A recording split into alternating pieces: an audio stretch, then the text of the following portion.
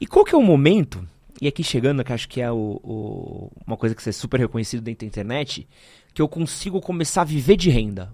Qual que é o passo, assim, pra eu poder olhar e falar assim, irmão, se eu quiser parar, a máquina tá girando aqui pra me sustentar? Vou fazer uma pergunta aqui.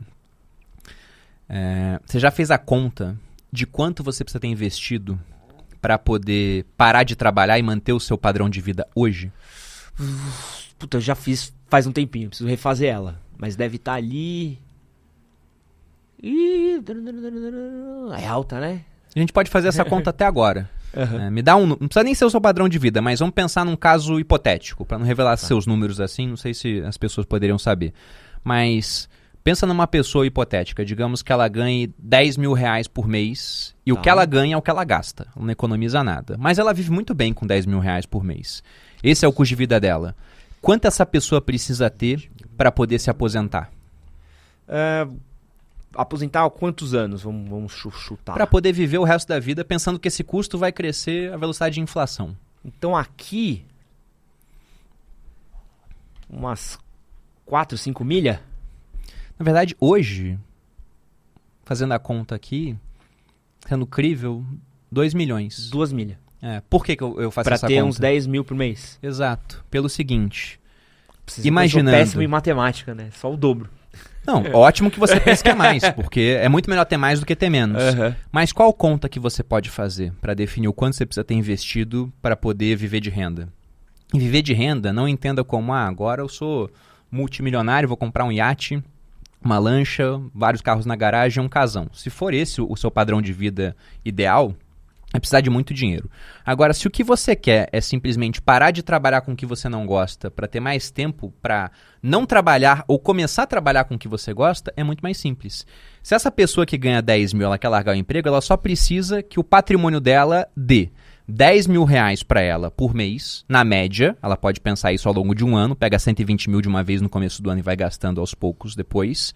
E até pode deixar reinvestido isso para ganhar um pouquinho durante esse período. E tem que ter também um crescimento para repor a inflação.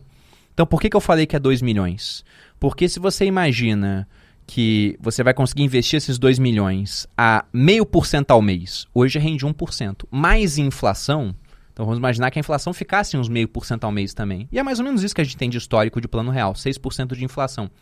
Então, se você consegue isso, você consegue com 0,5% de 2 milhões, 10 mil, e os outros 10 mil que renderam, se render 1% ao mês, ficam lá para serem reinvestidos e crescer ao longo do tempo para repor a inflação. Com isso, você consegue viver de renda durante muito tempo e na hora que você vier a falecer, né, essa pessoa vier a falecer, o que vai acontecer com todos nós, pelo menos a princípio a gente pensa isso, vai saber se alguma coisa vai mudar no futuro com a evolução tecnológica, mas ela constitui um bom patrimônio para passar esse patrimônio para os descendentes.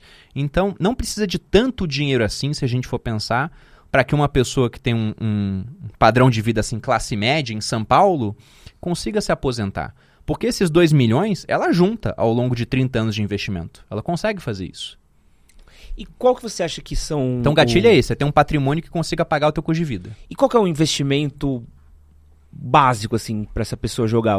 Qual que é o game que essa pessoa tá começando a entender, ou pelo menos pesquisar, entrar no seu canal, entrar nos seus cursos, para ela começar a entender onde pôr a grana? Bom, eu vou falar o caminho complexo, Tá. né? E vou dar um caminho mais simples, mas esse é sobretudo pensando para crianças, eu diria. O jogo do bicho, o mais simples. Até pode ser, né? Se o cara souber o bicho que vai dar, pode ser bom. Mas um caminho complexo é que não existe um único investimento que vai ser, sabe, o mágico, o salvador, geralmente. A bala de prata, né? Você até pode ter um investimento que ele seja mais destinado para isso. Seria uma previdência privada, por exemplo. Mas eu não gosto da ideia de você ter um único investimento destinado para que você garanta a sua vida no futuro. Por uma criança, como você já tem que investir o seu dinheiro, investir o dela ainda, uma previdência privada é muito bom. Por que eu digo isso? Porque você tem previdências hoje. Previdência privada é um fundo de investimento com características previdenciárias. Tem vantagem na parte de imposto, você paga menos imposto. Você não tem um negócio chamado come-cotas, que existe em outros fundos, que é um adiantamento de imposto de renda, que todo ano, né, 2 vezes ao ano, no final de maio e novembro, pega 15% do seu lucro. Não tem previdência. E você tem carteiras diversificadas montadas por fundos previdenciários também. Então, se você pensa naquele exemplo de investir R$100 por mês, que seja, durante 15 anos, depois parar de investir e deixar mais 15 anos rendendo para um filho, nesses 30 anos de investimento, essa previdência não vai pagar imposto em momento nenhum. Só quando o filho for usar o dinheiro.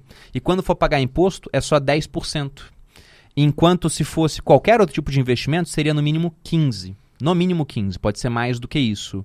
E além disso, se fosse um fundo normal de investimento durante 30 anos, como esse come cotas incide 2 vezes ao ano, pagaria imposto 60 vezes. E esse imposto é dinheiro que sai do seu resultado para financiar os gastos do governo.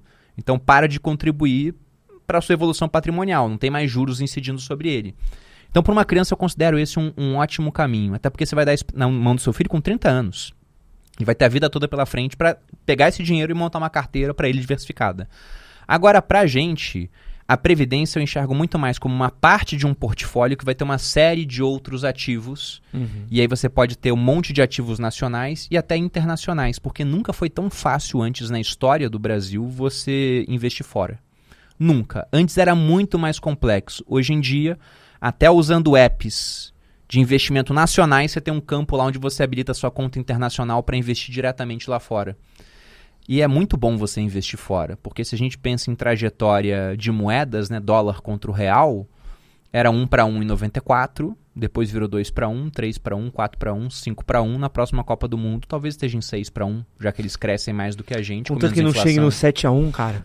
Um dia vai chegar. Esse trauma de novo, não. É questão de tempo.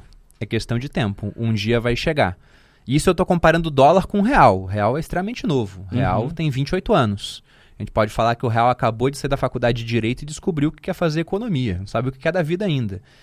Se você pega antes, aí a diferença de dólar para as outras moedas era cavalar. Porque o real, para quem não sabe, é a nossa 10ª moeda aqui no Brasil. A gente teve réis, teve 1.000 réis, teve cruzeiro novo, teve cruzeiro de novo, teve cruzado novo, cruzeiro real, real. Então será que com 10 moedas já testadas, o real vai ser a última moeda do Brasil? Talvez a gente tenha mais um processo hiperinflacionário, com dinheiro valendo nada, enquanto nos Estados Unidos o dólar é o dólar desde a independência americana. É simplesmente o dólar. Está lá, muito mais sólido do que o real. Então no final é uma carteira diversificada. Se o pessoal for no meu canal do YouTube, tem muito vídeo lá explicando quanto a isso.